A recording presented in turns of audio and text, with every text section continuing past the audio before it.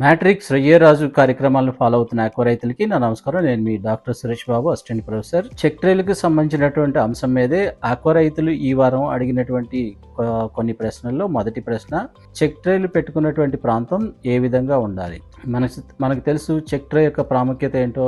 ఈ చెక్ ట్రేలను పరిశీలించడం ద్వారానే మనం రొయ్యల యొక్క హెల్త్ కండిషన్ కానీ, బాటమ్ యొక్క కండిషన్ కానీ, వాటర్ యొక్క క్వాలిటీని కానీ మనం అంచనా వేయడానికి అవకాశం ఉంటుంది అన్నమాట. అలాంటి ప్రముఖమైనటువంటి ఈ చెక్ ట్రేలను, ప్రాముఖ్యత కలిగినటువంటి ఈ చెక్ ట్రేలను ఎలాంటి ప్రదేశంలో పెట్టాలన్నది కూడా ఒక ప్రముఖమైనటువంటి అంశమే. చెక్ ట్రేలను సాధారణంగా ఎక్కడ ఏర్పాటు చేస్తామంటే గట్టుకి, అంటే మన నడక మార్గానికి గట్టుకి 4 మీటర్ల లోపలికి మనం ఏర్పాటు చేస్తూ ఉంటాం అన్నమాట. ఈ జనరల్గా ఇవి ఎలాంటి ప్రదేశం అయి ఉండాలంటే వాటర్ ఫ్లో, అంటే నీటి ప్రవాహం సరిపడా ఉండే విధంగా ఉండాలి. అదేవిధంగా ఆక్సిజన్ కాన్సన్ట్రేషన్ కూడా, DO కూడా సరిపడా ఉన్నటువంటి ప్రాంతం అయి ఉండాలి.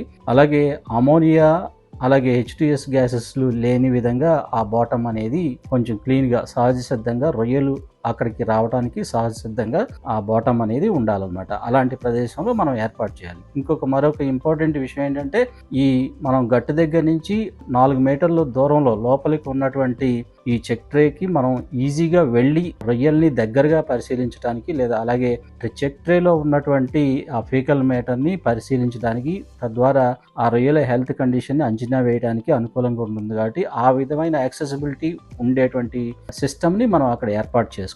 అంటే ఒక ర్యాంప్ సిస్టమ్ ఉండి కంపల్సరిగా మనం చెక్ ట్రేని దగ్గరగా ఉండి పరిశీలించడానికి అనుకూలంగా ఆ చెక్ ట్రేల యొక్క ఏర్పాటు అనేది ఉండాలన్నమాట. అంతేవిధంగా ఆ చెక్ ట్రేలు ఏర్పాటు చేసుకున్నటువంటి ప్రదేశాలు అన్ని వైపుల నుంచి శాంపిల్స్ని గమనించడానికి అనుకూలంగా ఏర్పాటు చేసుకోవాలన్నమాట. ఒకవైపున ఎక్కువగాను, ఒకవైపు తక్కువగాను, అలా కాకుండా అన్ని వైపులా సమానంగా డిస్ట్రిబ్యూట్ అయి ఉండాలి. ఎకరానికి 4 అయితే ఆ 4 దిక్కుల్లో సమానంగా, లేదంటే ఒక 8 ఏర్పాటు చేసుకుంటే 8 దిక్కుల్లో సమానంగా ఏర్పాటు చేసుకుని అన్ని వైపుల్లో ఉన్నటువంటి శాంపిల్స్ని మనం గమనించడానికి, పరిశీలించడానికి, యాక్సెసిబుల్గా మరింత దగ్గరగా పరిశీలించడానికి అనుకూలంగా మనం ఏర్పాటు చేసుకోవాల్సిన అవసరం ఎంతైనా ఉందన్నమాట. మరో రైతు అడిగినటువంటి రెండో ప్రశ్న, ఒకవైపు ఉన్నటువంటి చెక్ ట్రేల్లో మేత ఖాళీ అవుతుంది, మరోవైపు ఉన్నటువంటి చెక్ ట్రేల్లో మేత ఖాళీ అవ్వడం లేదు ఎందుకు అని మరో ఒక రైతు అడిగారనమాట. ఒకవైపు ఉన్నటువంటి చెక్ ట్రేల్లో మేత పూర్తిగా స్వీకరిస్తున్నాయి, అందువల్ల ఖాళీ అవుతున్నాయి. మరోవైపు ఉన్నటువంటి చెక్ ట్రేల్లో మేత పూర్తిగా స్వీకరించట్లేదు, కొంచెం మిగిలిపోతుంది. అంటే ఎంత మిగిలిపోతుంది అనేది కూడా కొంచెం మనం పరిగణలోకి తీసుకోవాల్సినటువంటి అంశం. అంటే ఇచ్చినటువంటి మేతలో ఎంత మిగిలిపోతుంది అనే దాన్ని మనం ఖచ్చితంగా గమనించాల్సి ఉంటుంది, పరిశీలించాల్సి ఉంటుంది. సరే, ఏదేమైనా ఫస్ట్ విషయం ఏంటంటే, అన్ని చెక్ ట్రేల్లో మేత మీరు సమానంగా ఇస్తున్నారా, లేదంటే ఎటువైపు అయితే మిగిలిపోతుందో అటువైపు ఎక్కువ మేత ఇస్తున్నారేమో అదొకసారి గమనించండి. అలా చేస్తున్నట్టయితే కనుక కొంచెం దాన్ని సరి చేయండి. సమానంగా చెక్ ట్రేల్లో ఎంత ఇవ్వాలో అంతే ఫీడ్ని అన్ని చెక్ ట్రేల్లో సమానంగా ఇవ్వండి. మరొకటి ఏంటంటే, చెక్ ట్రేలో ఉన్నటువంటి ప్రాంతం బాటమ్ యొక్క కండిషన్ సరిగ్గా లేకపోతే, అమోనియా గ్యాసెస్ కనుక, H2S గ్యాసెస్ కనుక ఆ ప్రాంతంలో కనుక ఉంటే, ఆ వాసనకి అక్కడ ఉన్నటువంటి చెక్ ట్రేల్లోకి ఈ రొయ్యలు ఆకర్షించబడవు, వాటి దగ్గరికి దరిదాపులకి వెళ్ళలేవు అన్నమాట.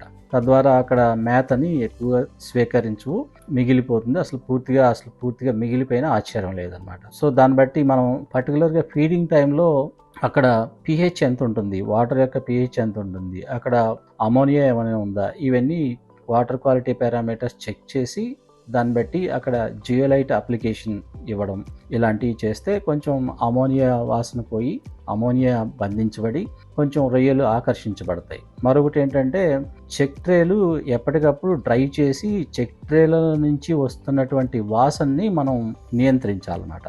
చెక్ ట్రేలు ఎప్పుడు వాటర్లో నానుతూ ఉండడం వల్ల చెక్ ట్రేల నుంచి కూడా ఒక కుళ్ళి వాసన, లేదంటే అమోనియా వాసన వచ్చి అవి అక్కడికి రొయ్యలు ఆకర్షించబడవు. సో అందువలన ఎప్పటికప్పుడు చెక్ ట్రేల్ని మనం ఆరబెట్టుకోవడం, ఎండలో ఎండబెట్టడం, ఈ విధంగా చేస్తూ ఉండాలి.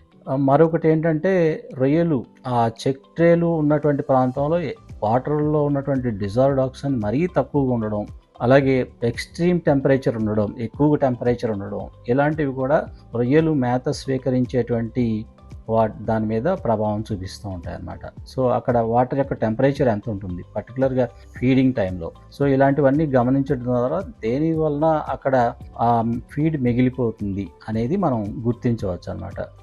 ఎందుకైనా మంచిది ఫీడ్ తగ్గించడం ద్వారా వీటన్నిటిని మనం చెక్ చేయడం ద్వారా ఈ వచ్చినటువంటి ప్రాబ్లమ్ని మనం క్లియర్గా ఇంకొంచెం బెటర్గా మనం పరిశీలించవచ్చు అనమాట.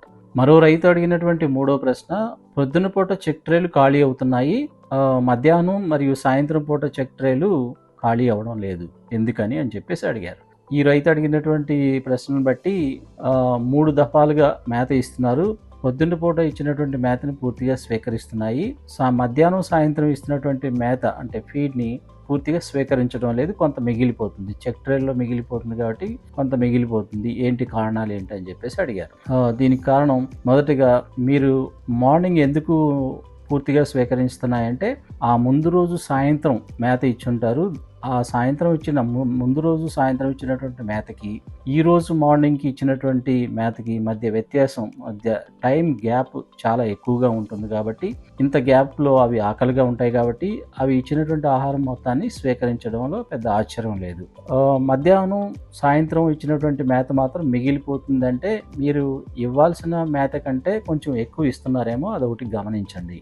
ఒకవేళ అదే నిజమైతే కొంచెం మేతను తగ్గించినప్పటికీ మిగిలిపోతుంది అంటే కారణం ఏంటంటే పాండ్ బాటంలో ఏమైనా విషవాయువులు లేదంటే అమోనియా లాంటి ప్రభావం పెరుగుతుందేమో. పర్టికులర్గా ఎండ పెరిగిన కొద్దీ మధ్యాహ్నం సాయంత్రం వచ్చే టైంకి ఏమవుతుందంటే వాటర్ యొక్క pH అనేది లైట్గా పెరుగుతుంది. అందులో ఫైటోప్లాంక్టన్ అధికంగా ఉంటే కనుక మరింత pH పెరుగుతుంది అనమాట. pH పెరిగినప్పుడు pH యొక్క ప్రభావం వలన అమోనియా మరింత విషపూరితంగా మారుతుంది అనమాట. అలాంటి విషపూరితంగా మారినటువంటి అమోనియా ప్రభావం వలన ఈ రొయ్యలు అక్కడ మేతని కొంచెం తగ్గించడం, పర్టికులర్గా బాటంలోనే దీని యొక్క ప్రభావం అనేది ఉంటుంది. సో అక్కడ మేతని కొంచెం తగ్గించడం జరుగుతుంది అనమాట. సో దీనికి కారణం ఇదేనేమో అన్నట్టుగా అని కూడా మనం సందేహపడాల్సి ఉంటుంది.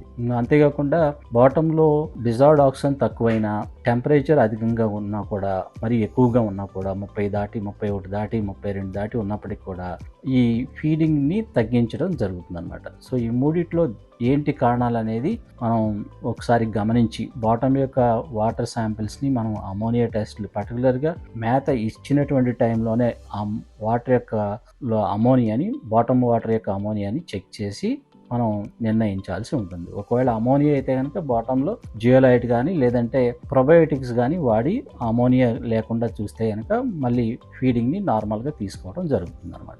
మరో రైతు అడిగినటువంటి 4వ ప్రశ్న, రొయ్యలు చెక్ ట్రేల్లోకి ఎక్కపోతే ఏం చేయాలి? అంటే రైతు అడుగుతున్నది ఏంటంటే రొయ్యలు చెక్ ట్రేల్లోకి రావాలంటే ఏం చేయాలని చెప్పేసి అడిగారు. రొయ్యలు చెక్ ట్రేల్లోకి రావడం అనేది చాలా ఇంపార్టెంట్. ఎందుకంటే చెక్ ట్రేల్లోకి వస్తేనే మనం రొయ్యల్ని పరిశీలించడానికి, వాటికి హెల్త్ కండిషన్ని మనం పరిశీలించడానికి అవకాశం ఉంటుంది, లేదంటే మనకు అవకాశం ఉండదు. సో కాబట్టి ఈ చెక్ ట్రేల్లోకి అవి అలవాటు పడడం అనేది మనం దానికి తగిన చర్యలు తీసుకోవడం అనేది చాలా చాలా ఇంపార్టెంట్.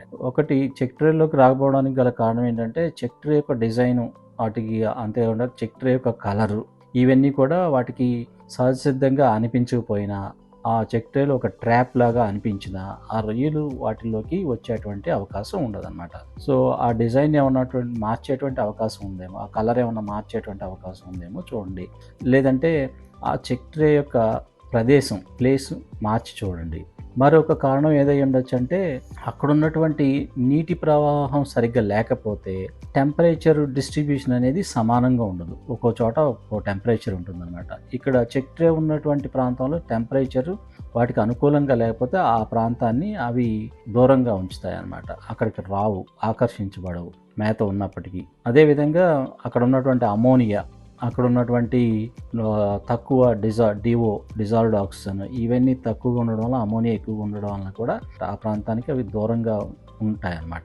అదేవిధంగా మేత మిగిలిన గ్రౌండ్ మీద మేత సరిపడా దొరుకుతున్నప్పుడు ఈ చెక్ ట్రేలో ఉన్నటువంటి మేత వాటికి అంత పెద్ద ఇంపార్టెన్స్ ఉండదు అనమాట. సో ఆ విధంగా కూడా చెక్ ట్రేలోకి వచ్చేటువంటి అవకాశం ఉండదు అనమాట.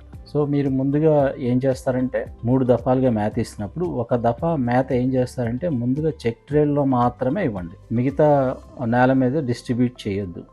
అప్పుడు ఏం అవుతుంది, మేత ఎక్కడ అందుబాటులో లేక చెక్ ట్రేలోకి మాత్రమే మెల్లిగా రావడం జరుగుతుంది. ఒకవేళ ఆ విధంగా కూడా చెక్ ట్రేలోకి రాకపోతే ఆ చెక్ ట్రే ఉన్నటువంటి ప్రాంతంలో అమోనియా ఏమన్నా ఎక్కువగా ఉందేమో, లేదంటే వాటర్ టెంపరేచర్ ఎంత ఉంది, ఇవన్నీ చెక్ చేయాల్సిన అవసరం ఉంది. సో అక్కడ ఉన్న వాటర్ని మనం చెక్ చేసి అమోనియా కనుక ఉంటే కనుక ఏదైనా జియోలైట్ లాంటి అప్లికేషన్స్, ప్రొబయోటిక్ లాంటి వాటర్ ప్రొబయోటిక్ లాంటి అప్లికేషన్స్ ఇచ్చి అక్కడ అమోనియాని క్లియర్ చేసిన తర్వాత ఒకసారి మేత ఇచ్చి మనం చూస్తే దాన్ని బట్టి మనకి ఒక అంచనాకు వచ్చేటువంటి అవకాశం ఉంది. లేదంటే చెక్ ట్రే ఉన్నటువంటి ప్రాంతాన్ని మనం వేరే ప్రాంతానికి షిఫ్ట్ చేసి తద్వారా మ్యాథ్ తీసుకుంటున్నాయా లేదా అనేది గమనించాల్సిన అవసరం ఉంటుందన్నమాట. సో ఈ 3 రకాల పద్ధతుల్లో ఏ పద్ధతి ద్వారా వాటిని మళ్ళీ ఆకర్షించవచ్చు అనేది మీరు ట్రయల్ అండ్ ఎర్రర్ మెథడ్ ద్వారా మీరు ప్రయత్నించి చూడండి, మీకు రిజల్ట్స్ కొంచెం కనిపిస్తాయి.